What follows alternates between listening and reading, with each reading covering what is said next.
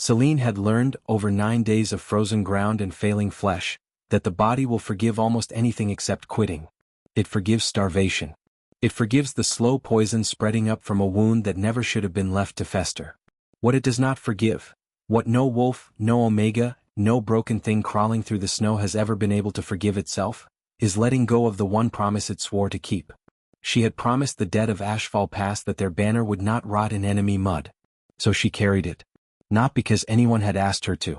Because everyone she'd ever loved had already stopped believing she was capable of it, and some stubborn, unkillable part of her had decided, somewhere around day 3, that she would prove every single one of them wrong before she died. Her left leg had shattered under her on day 2, when the ice gave way over a frozen creek bed, and no one had been there to set it. It had healed wrong and hot, and now every third step sent something grinding deep in the bone that she felt behind her eyes instead of in her leg at all. The skin around the break had gone the color of a bruised plum, and it wept a thin fluid that smelled, absurdly, like the inside of a copper kettle left too long on the fire. She had stopped being able to smell herself over it 3 days ago. That, she supposed, was mercy. Day 9. She only knew because she'd been counting sunrises on the frost-cracked knuckles of her right hand. One line scratched into the ice for every dawn she wasn't supposed to see. The mountains around her belonged to King Hermod now, had belonged to him since the battle at Ashfall Pass ended in less time than it took to sharpen a blade, and every wolf within 100 miles would catch the scent of a dying omega dragging their enemy's fallen colors through the snow. She wasn't hiding. She had stopped being able to hide 2 days ago, when hiding required a strength she no longer had. She lowered herself against a boulder, the granite biting cold even through what remained of her tunic, servant's wool thin as paper, the collar torn where Kestrel, her alpha's favored son, had grabbed it before shoving the banner pole into her hands. "You want to matter for once, runt? Carry it home." He'd laughed. Everyone had laughed. They'd laughed because they'd already decided she would die out here, and a joke costs nothing when you're certain of the ending. The pack had lost badly at Ashfall, thrown against Hermod's war host like kindling against a furnace, and in the chaos of the retreat, someone had dropped the sacred banner in the mud beside the dying standard-bearer. No one went back for it. No one but Selene, who wasn't fighting class or scout class or anything class at all. She was the girl who'd never shifted, who stitched wounds by firelight because it was the only thing her hands were permitted to be useful for, and who had been handed a dying man's failure and told to carry it 400 miles home, alone, on a leg that couldn't hold her weight to begin with. They hadn't expected her to survive the first night. She understood that now with a strange, quiet clarity, not bitterness, just fact, the same way she'd once assessed whether a wound would kill a patient before she'd finished threading the needle. They had never expected anything from her. Her mother had died birthing her, and in a pack that read omens into everything, that made Selene the girl who'd taken a life to start her own. Her wolf had never come. 22 years old and packless in everything but name, tolerated for her needle and her silence, volunteered for the supply train the way you'd volunteer a cracked bowl nobody wanted back. She pressed her spine against the stone and breathed. The air smelled like pine and the metal edge of more snow coming. Her stomach had stopped cramping 2 days ago and she knew exactly what that meant. The body stops asking for food once it starts eating itself. She could count her own knuckles through skin gone the color of old parchment. The banner lay across her lap, indigo and silver, each wolf embroidered with a patience she couldn't imagine anyone spending on her. She didn't carry it out of loyalty. She owed her pack nothing but a broken leg and a stolen name. She carried it because someone had spent months bent over this cloth with careful hands, and letting it rot in the mud felt like letting something living die twice. So she gathered it back over her shoulder, where it dragged behind her like a wedding train pulled through a battlefield, and she made herself stand. That was when she heard the horses. Not one horse. Hundreds. A low thunder rolling up through the frozen ground and into the soles of her feet before the sound ever reached her ears. She turned, banner still fisted in her hand, and understood with the same clinical calm she'd used to measure her own dying that she had run out of days. Whoever was coming would know exactly whose colors these were, and exactly what was owed for them. She smiled, small, cracked, almost fond. "I suppose dying finally caught up with me," she said to no one, and did not let go of the banner. She would think later, that if she'd known who was riding at the head of that army, she might have finally let the banner fall. But on the 9th day, kneeling in the mud with her life measured in hours, Selene Reed knew only 2 things for certain. Her leg was dying faster than the rest of her, and whatever pack had raised her had made very sure she'd never know what she was capable of surviving. That certainty, the bone-deep conviction that she was the least of everyone she'd ever known, had been built carefully over 22 years, by people who needed her to believe it. They had built it well. It would not survive the week. The horses came out of the tree line like the mountain itself had exhaled them, dark shapes against the snow glare, banners snapping indigo and gold above riders who had already seen her. Selene did not run. There was nowhere to run to and no leg left to run with. She stayed on her knees in the churned mud with the stolen banner still fisted in her hand, and she waited to find out what dying at the hands of the Iron Veil actually looked like. They surrounded her in a wide, silent circle. A dozen riders, then 24, steel catching the last gray light. She counted swords instead of faces, an old battlefield habit, and stopped counting somewhere past 30. A death this thorough seemed almost flattering. She wondered, distantly, if they'd bother asking her name before they ended it. Then the circle split, and a horse the color of old iron came through it, and everything in Selene went very quiet. She would spend the rest of her life trying to describe what happened when their eyes met, and she would never manage it. It was not romance. It was not even recognition, not at first. It was a physical event, a hook sunk somewhere beneath her sternum and yanked tight, so violent that her breath left her in a single involuntary sound. The rider went rigid in his saddle as though he'd taken an arrow. For one suspended second, the wind stopped moving the banners. The horses stopped shifting their weight. Even the pain in her leg receded to something distant and unimportant, drowned out by the roar of him, of whatever this was, filling every hollow place in her chest she hadn't known was empty. Someone shouted his name. Hermod. The Alpha King himself, close enough to kill her with one hand. His generals reacted before he did, swords ringing free of their sheaths, a wall of steel closing toward her, someone screaming a word that might have been witchcraft or might have been mate, she couldn't tell through the ringing in her ears. Lower your weapons. Hermod's voice cracked across the clearing like a whip, low and absolute, and 30 blades stopped moving at once. He didn't look at his men when he said it. He hadn't looked away from her once. He dismounted alone. No escort, no drawn blade, nothing but a king walking on foot across frozen ground toward a filthy, half-dead Omega wrapped in someone else's stolen banner, and Selene understood, with the last clear thought her starved mind could produce, that this made no sense at all. Enemies did not walk toward each other like this. Enemies did not walk toward each other like the ground between them was the only thing left worth crossing in the world. She tried to stand. Some instinct older than fear told her a dying woman should at least die on her feet in front of a king. Her leg answered with a white flash of agony that emptied her vision of color, and the world tilted sideways, and the banner slipped from fingers that had held it through 9 days and 400 miles and simply could not hold it any longer. She never felt herself hit the ground. Hermod caught her before the snow did, one arm hooking beneath her shoulders, the other closing around the falling silk in the same motion, as though he'd been born knowing he would need both hands for this. Up close he smelled like wood smoke and cold iron and something warmer underneath that made her chest ache in a way infection couldn't explain. He lowered her carefully, one knee pressed into the frozen mud, and went very still. She watched his face change as he saw her properly, really saw her. The ruin of her leg, bent wrong beneath a filthy hem. The blackened frostbite crawling up her fingers. The hollows where her cheeks should have been, the visible knuckles of too many bones. His jaw tightened. Something moved behind his eyes that looked, absurdly, like grief. "Who did this to you?" he asked, so quietly she almost didn't hear it over the wind. She had no answer left in her.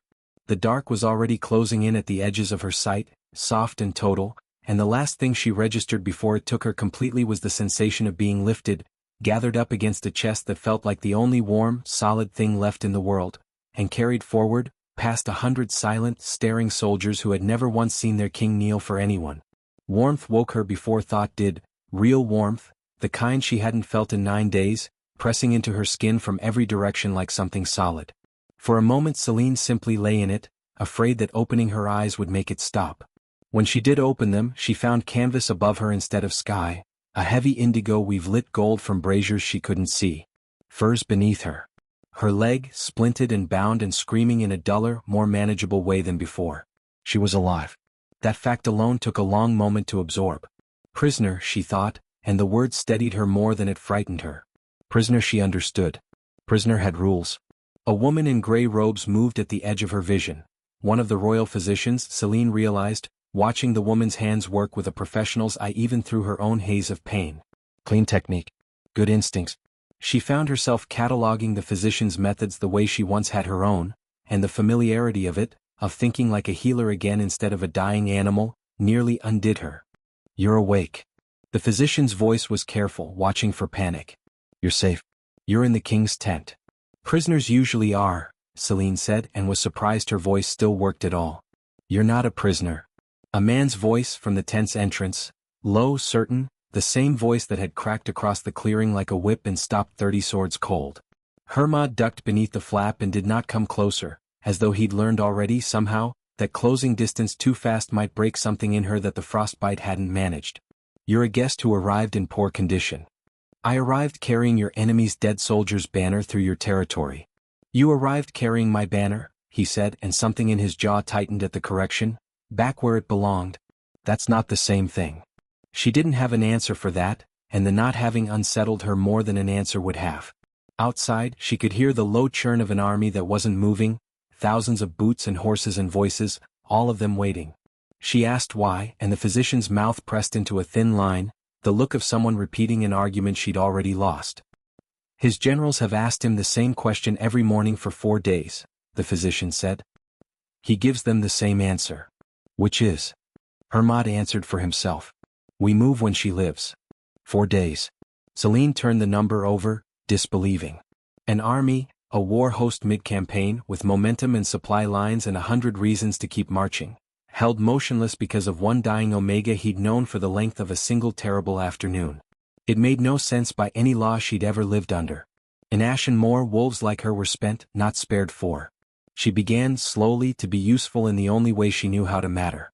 She corrected the physician's poultice on her 3rd day awake, too much yarrow, not enough to draw the infection properly, and watched surprise flicker across the older woman's face, followed by something warmer. She asked after the wounded from Ashfall Pass, and when told the healers were overwhelmed, insisted on being carried to their cots despite her own ruined leg, and stitched 3 wounds with hands that shook from fever and did not miss a single suture.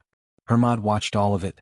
He watched her flinch at kindness like it was a blow, watched her apologize for taking up space in a tent built for a king, watched her treat strangers' wounds with more gentleness than she seemed to believe she deserved for herself.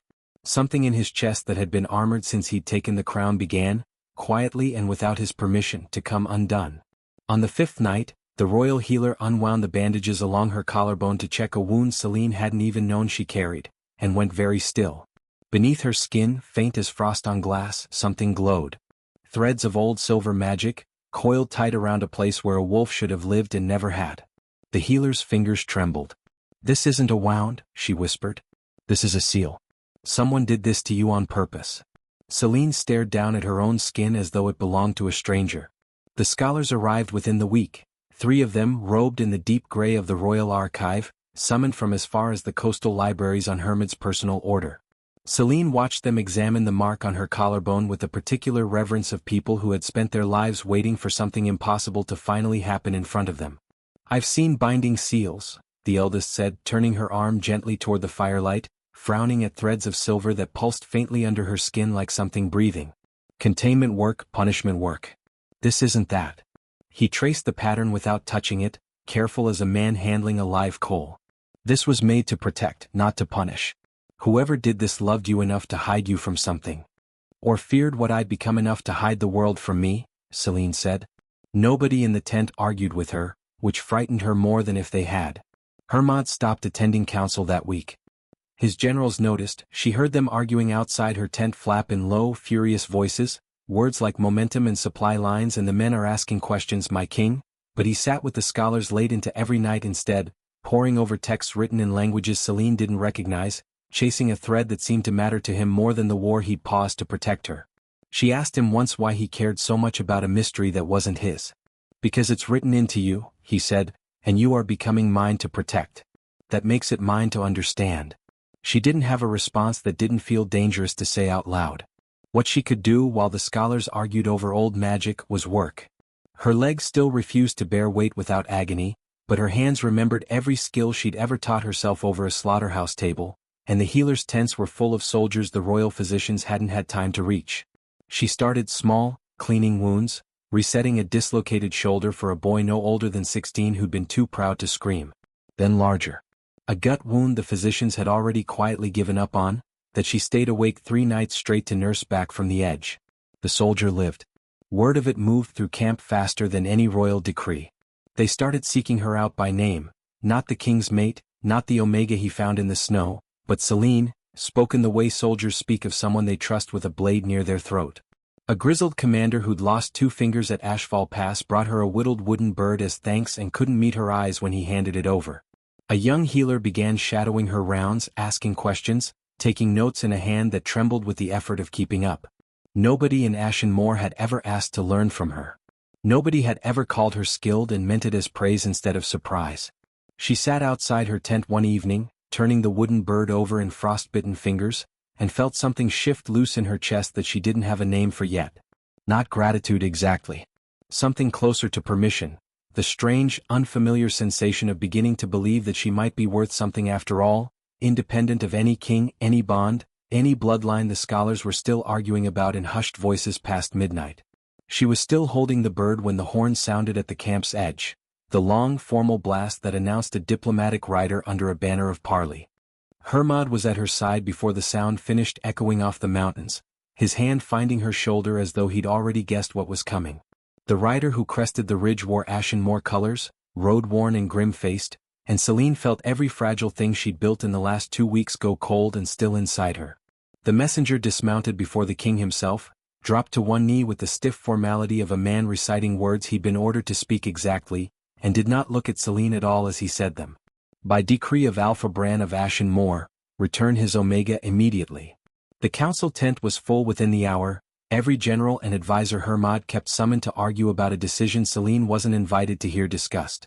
She stood outside the canvas wall anyway, close enough that their raised voices carried through the seams, because some old instinct told her that whatever they decided in there would be decided about her life without her in the room. Return her. That was General Voss, oldest of Hermod's commanders, his voice worn thin with the patience of a man who had said the same thing 3 times already. One Omega, my king. Ashen Moor is offering full withdrawal from the disputed valleys in exchange. You would end a war with a single gesture. She is not a gesture.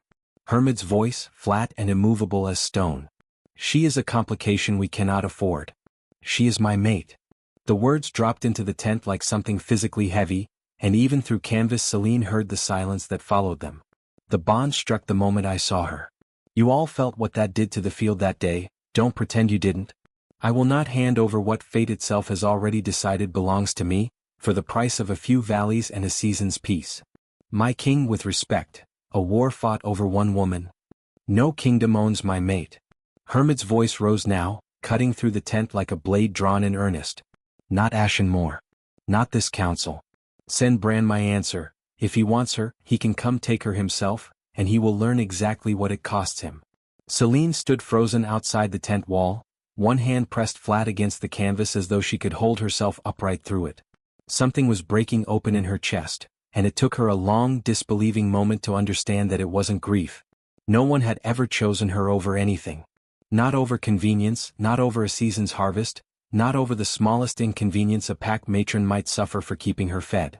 She had been given away, volunteered, handed off like a cracked bowl her entire life, and here was a king, an actual king with an army and a crown and every reasonable argument stacked against her, refusing an end to war for her sake alone. She didn't realize she was crying until the tears had frozen halfway down her cheeks.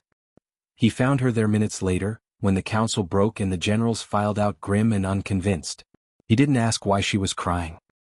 He simply reached up, with a gentleness that seemed strange in hands built for a battlefield, and brushed the ice from her face with his thumb. You heard. I heard, she managed. You shouldn't have said that. A war. I've fought wars for less reason than you. His hand stayed at her jaw, tilting her face up toward his. I would fight 100 more. Why? She whispered, and it wasn't really a question, it was closer to a plea. Tell me why anyone would choose me, and he seemed to understand that because he didn't answer with words at all. He kissed her slowly, carefully, like a man handling something he was terrified of breaking, and she kissed him back with the clumsy, uncertain hunger of someone who had never once been permitted to want anything for herself. Their noses bumped. She laughed against his mouth, startled and wet-eyed, and he smiled against hers in return, and for one suspended moment the war outside the tent flaps simply ceased to exist. It was Voss's shout that broke it. They ran together toward the ridge where the sentries had gathered, and Selene's stomach dropped the moment she reached the treeline and saw what they saw. Thousands of torches spread across the valley floor below, indigo banners snapping in the wind, an army large enough to blot out the horizon. At its head, unmistakable even at this distance, rode a wolf she would have known blind, the set of his shoulders, the way he held his spine like the world owed him its obedience. Alpha Bran had come himself. They met on the frozen flat between the two armies at dawn, the traditional ground for parley, though nothing about the way Bran sat his horse suggested he'd come to negotiate. Selene stood at Hermod's left, wrapped in furs against the cold and against her own trembling, and forced herself to look her former Alpha in the eye for the first time in 3 weeks. He looked smaller than she remembered. That was the strange thing. In her memory he had filled entire rooms with the sheer weight of his presence. Here, on an open field with Hermod's war host at his back, he looked like an old wolf who had finally run out of territory to bluff his way through. "You have something that belongs to me," Bran said without preamble, without so much as a nod to the king whose land he stood on. "I have a woman who belongs to no one," Hermod answered. "Choose your next words with more care." Bran's lip curled. "That thing beside you is Ashenmore property. Bred in my pack, fed by my hand, kept alive on my charity for 22 years despite being worth less than the grain it took to feed her. I have come to collect what is mine."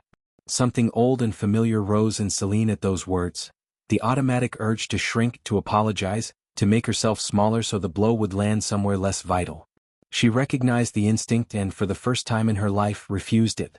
"I was never yours," she said, and her voice did not shake. "You gave me a grain sack and a death sentence and called it mercy. I owe you nothing, Alpha Bran. Not my life. Not my obedience. Not one more second of pretending you had any claim to either." Bran's face darkened. "You dare." "She dares," Hermod said, "because I have given her every reason to. She is my fated mate, declared before my army and yours. No kingdom owns her. Least of all one that left her to rot in the snow. Then we will settle this the old way." Bran's hand dropped to the hilt at his side, and behind him 300 soldiers shifted forward as one, a wave of readiness rolling through the ranks. Behind Hermod, an answering wave, swords half-drawn, wolves shifting at the edges of their control. It was Bran's voice, rising in fury, that pushed too far. "She is nothing, Hermod, a defective Omega who never even earned her wolf, a runt kept alive out of pity." The word runt struck something in Selene that had been waiting 22 years to break. Heat exploded behind her sternum, sudden and enormous, as though something long dormant had finally heard its own name spoken aloud and answered. She heard herself gasp. She felt the ground shift beneath her feet, though nothing physical had moved. Every soldier on that frozen field went suddenly, unnaturally still, the way animals go still before lightning strikes. "Selene." Hermod's voice, urgent, close. "Selene, your eyes." She didn't need a mirror to know.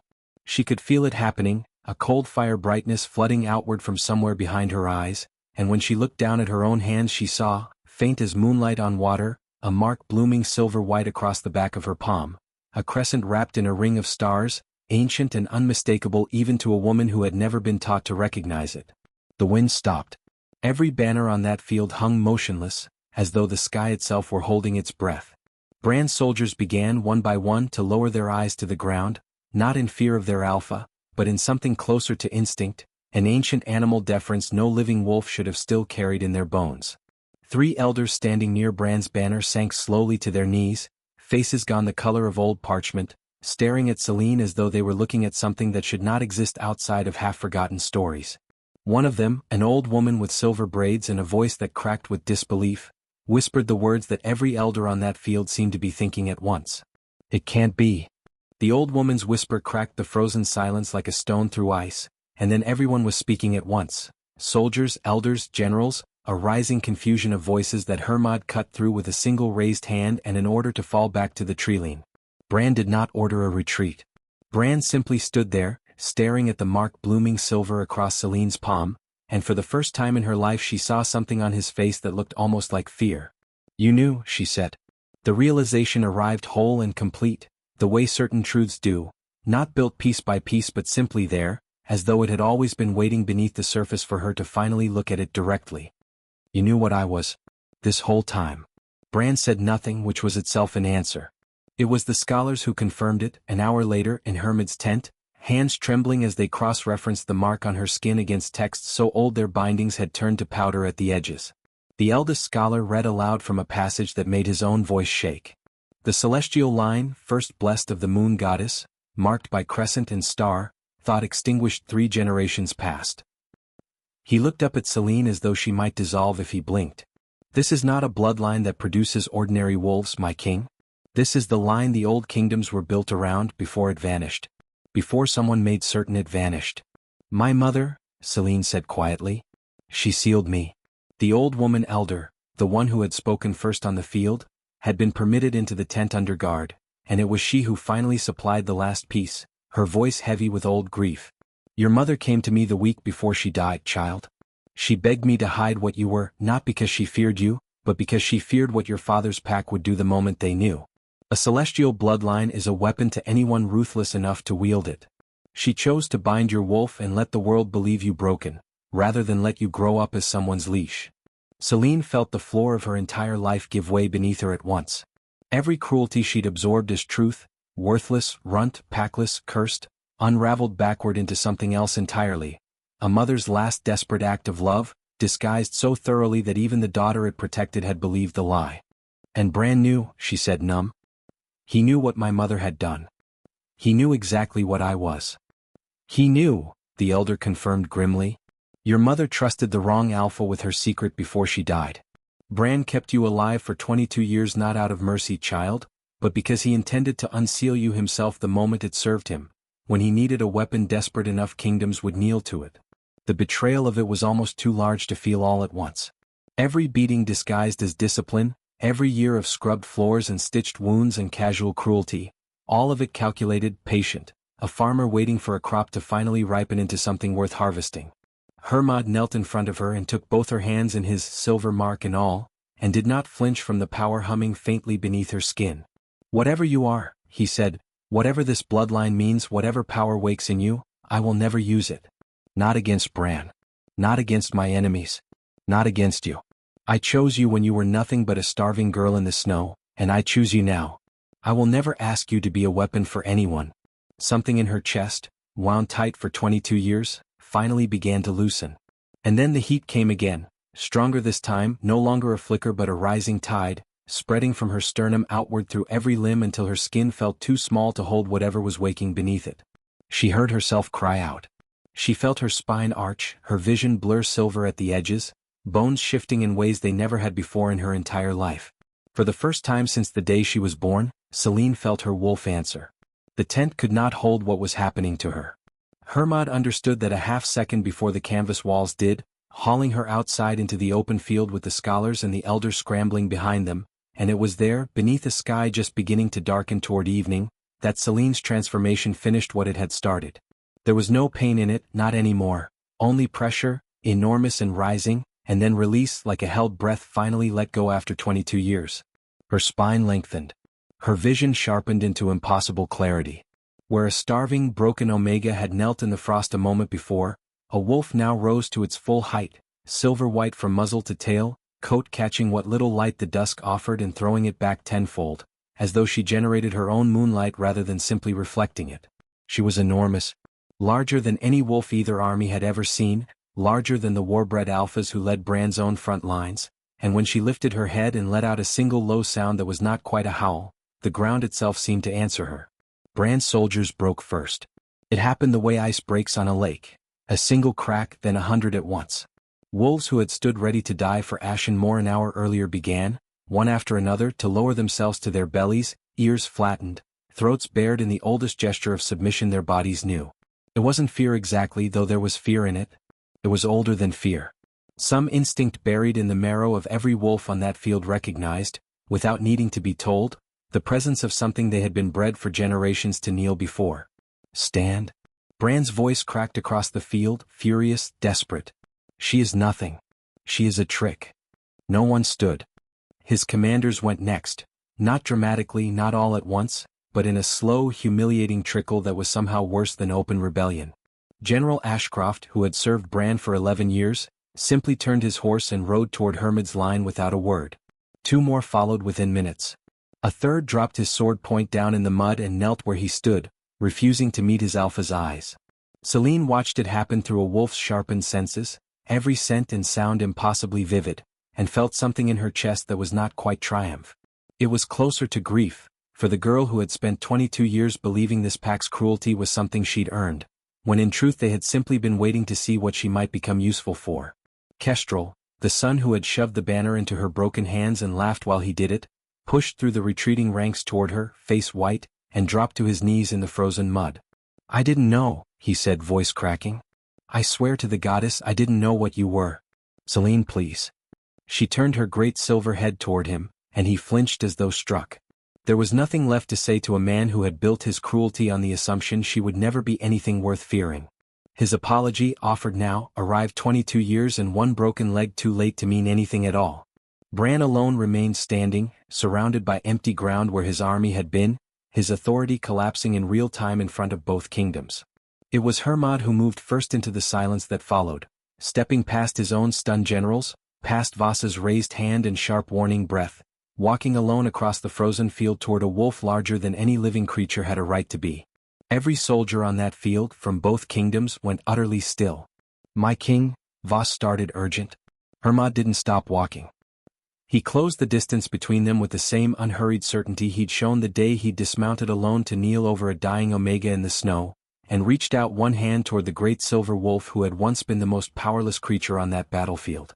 No one on either side breathed.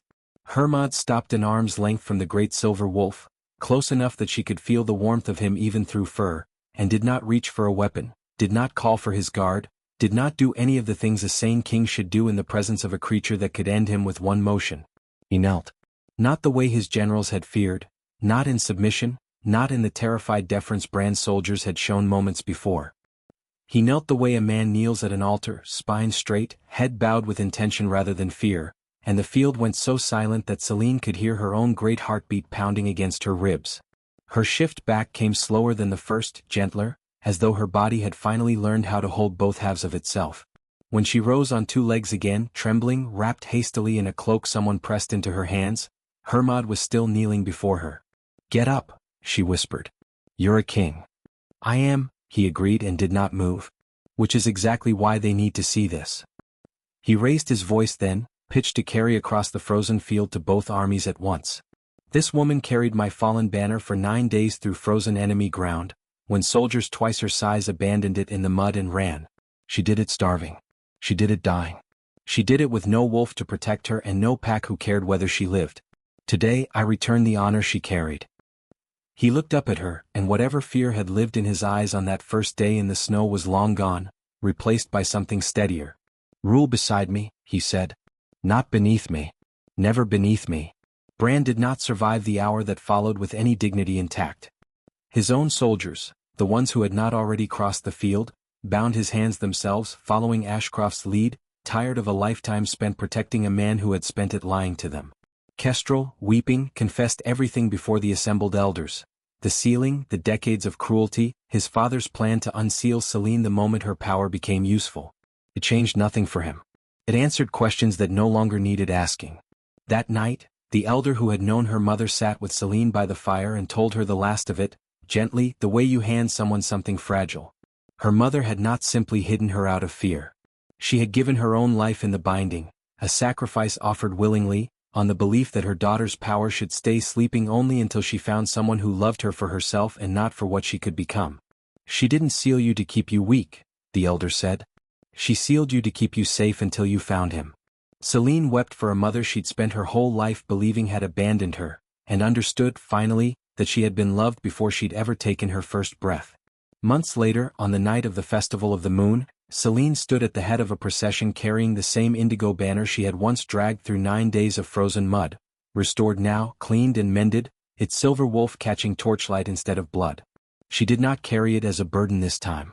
She carried it as queen, crowned beneath both kingdoms' banners united into one alliance neither had thought possible a year before. The crowds cheering rose around her like a tide. And then, in full view of both kingdoms who had once called her worthless, Hermod knelt again, not from obligation, not for ceremony, but for the same reason he had knelt on that frozen field months before, because she had earned it, every impossible day of it. Selene reached down and took his hand, lifting him to his feet, and together they walked toward the palace, no longer the forgotten Omega left to die in the snow, and the king who had refused to leave her there, but two equal sovereigns who had rewritten what two kingdoms believed was possible.